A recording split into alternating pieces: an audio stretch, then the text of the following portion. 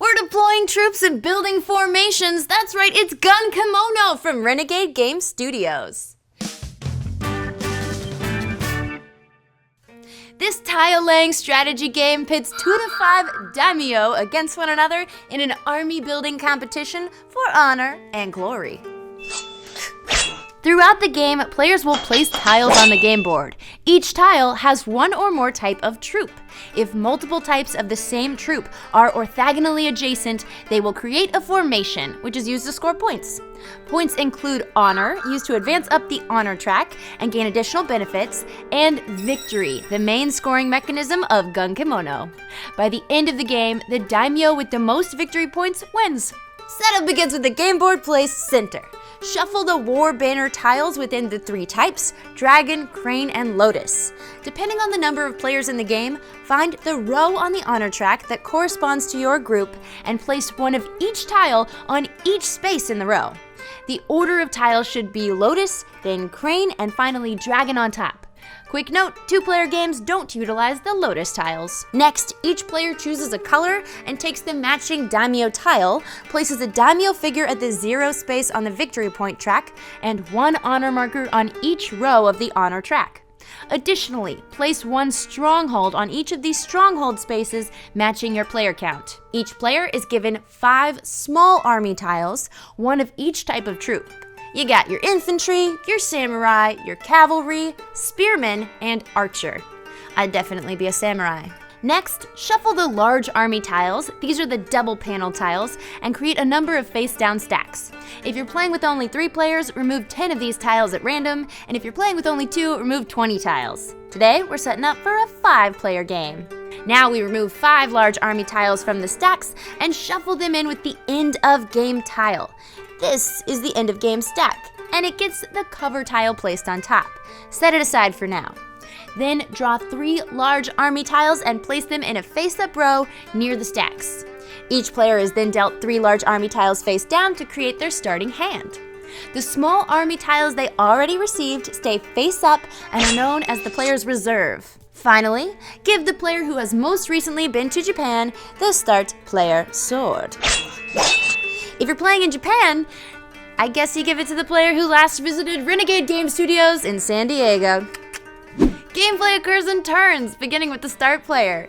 Each turn is divided into 4 steps. Place army tile, score points, assess strongholds, and refill your hand.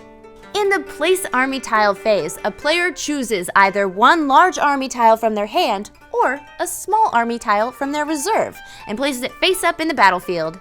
There's a few conditions when placing. Any individual troops on the placed tile must be different from the troop directly below them, no duplication. Tiles have to be level, no overhanging placement. If a player wishes, they may first place a small army tile face down on a space to allow legal placement. This is the extra support rule. Players are only allowed to place 1 small army tile per turn, and when their reserve is depleted, a daimyo can only place large army tiles. So use that reserve wisely. Next, the score points phase. The player has the option to score either victory points or honor points for each type of troops on the tile they just placed. When evaluating the score, each orthogonally connected troop of the same type is considered part of that formation. The troops are connected regardless of level difference, and if a player chooses to score victory points for a troop type, they gain a number equal to that many troops in the formation. Move the daimyo on the score track. Once you hit 100, flip your daimyo tile to the 100 side and keep on rolling. When scoring honor points, the number of points is equal to the stronghold symbols on the troop tile you placed. See? Other symbols within their formation don't count. A player can never score both types of points for a single troop in a turn, but can score different types for 2 troops on the same large army tile. Honor points are scored on the honor track depending on the troop type scored. Move your honor marker up the row, and once honor markers reach the war banners, that player removes their tracker from the game and takes the top banner in that stack, hiding the victory point value from the other players to be scored at the end of the game.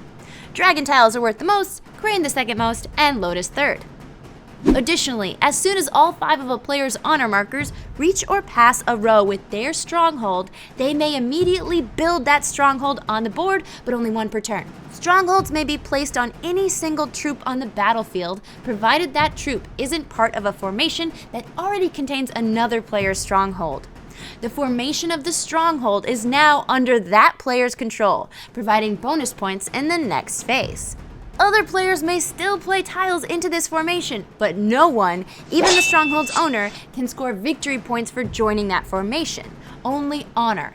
Additionally, players can reduce the size of formations an opponent controls by placing army tiles on top of them, but they cannot place troops in a way that connects 2 formations controlled by separate players. Next, in the Assess Strongholds phase, the player scores victory points for each of their strongholds based on the number of troops in the formation. Players may score these points even if the army tile they placed this turn didn't add to the stronghold's formation. Pretty cool. Lastly, in the refill your hand phase, if a player has less than 3 army tiles, they may draw 1 from the stacks or from the face-up row. Then replace any face-up tiles with a new tile from the stack. The small army tiles are limited to the 5 in your reserve, so make sure you use these very wisely. Gameplay continues clockwise, with players taking turns until a player draws the last tile from the main stacks. Bring the end game stack back into play, remove its cover tile, and draw from here during the rest of the refill phases.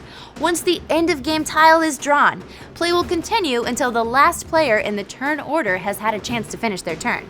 Players now reveal their war banner tiles, add up all them points, and the highest score wins. And that's Gunkimono! I'm Becca Scott, and make sure, after you've fought a worthy opponent, that you bow to them. You can watch me and my friends play this game and other sweet games on Game the Game right here on Geek and Sundry, and I'll see you there. You didn't write an outro, Jake. You just wrote what I always say.